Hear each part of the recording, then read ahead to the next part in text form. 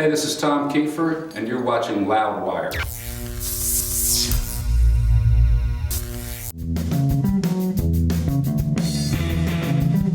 Well, the album The Way Life Goes took the better part of 10 years to create, and that came as a result of the decision to produce it without a label involved. And the good thing about that is you get to take as long as you want, and the bad thing, news about it, is you get to take as long as you want. So I produced it with my wife Savannah and a good friend of mine, Chuck Turner.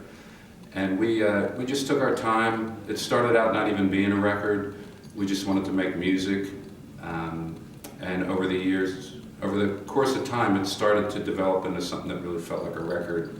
So when we got to that point, I woke up one day and said, this feels like a finished record, and we decided to take it around to labels.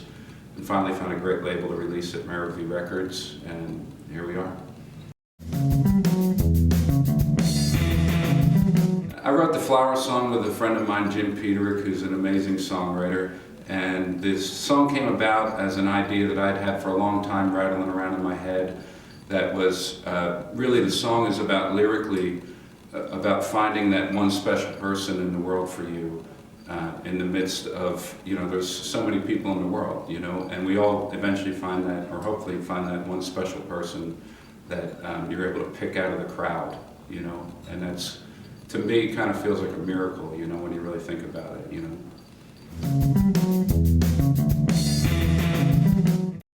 Solid Ground I wrote with my wife Savannah, who I mentioned also co-produced the record.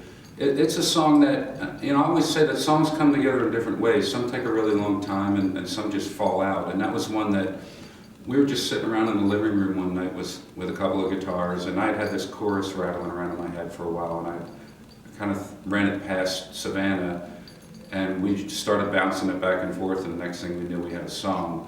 The song to me is about how life is ever changing, and it's like the old saying, it's, life's a journey, not a destination. I think that a lot of times we're all looking for this, to arrive in this place where we feel like everyth's cool and everything's gonna be all right, and I don't think life's that way. I think life keeps moving, it keeps changing, and it keeps throwing curveballs at you, and you got to deal with that. So that's what Solid Ground's about.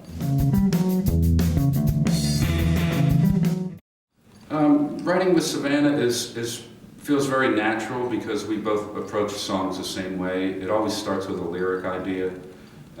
Different people write in different ways. I've always approached music and writing songs from the lyric aspect. I think that's a result of the people that I listened to growing up were very song-oriented, and Savannah approaches it the same way. So it's very natural to sit down and write a song with her in that respect, because we can really have a back and forth and a give and take on the lyric and melody process. Well, 2014 is going to be more touring with my solo band behind the Way Life Goes, and we'll be releasing more singles this year. So probably throughout, until the end of the year, we'll be out on the road supporting the record. Releasing the solo album, The Way Life Goes, for me felt like a big step, having come from a band that had, we enjoyed pretty huge success, Cinderella. So it felt like a big step for me to try to move away from that. And although I'm still doing the same kind of music that I've always loved to do, the hard rock, blues-inspired music, whenever you move away from something that you've been a part of, it feels like a big move. So, and that's what this felt like. And I was pleasantly surprised by the reaction of the fans when we went out and started touring last year and the record was released. We were playing in the show the new material right alongside the old Cinderella material, and they flowed together seamlessly, and the fans really welcomed all of it with a great reception, and I'm grateful for that, that's able to continue with new music, that reception from the old fans. Well, with every decade there's a sound, there's an image, there's a look to it. The 60s had their look, the 70s had their look, and the 80s had a look to it. I think that what happened in the 80s, when you talk about the changing or the guard or the shift of music trends that followed in the 90s, was a result of the old saying, what goes up, must come down. The bigger they are, the harder they fall.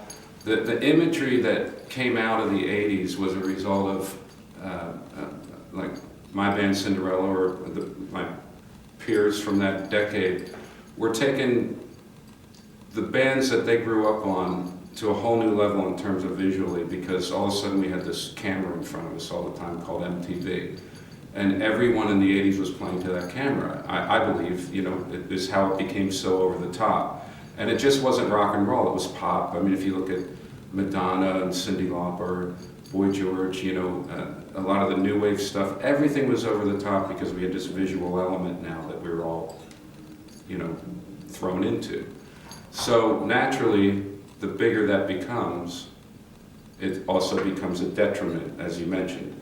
So that, you know, it went up and it came down. And at the end of the day, it's no different than any other decade, because it seems like every 10 years there's this changing, and some survive and some don't. So I'm glad that I'm still able to tour and that our fans have been loyal to us. There's been tremendous success continuing in the touring department, and now with the release of some new music with the new record,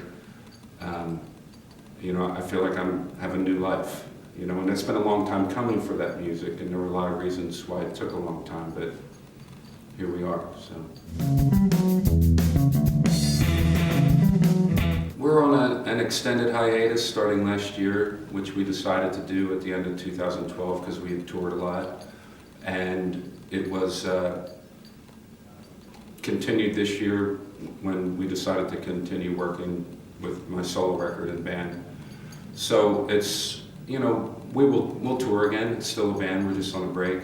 In terms of recording, I have no idea. I couldn't tell you.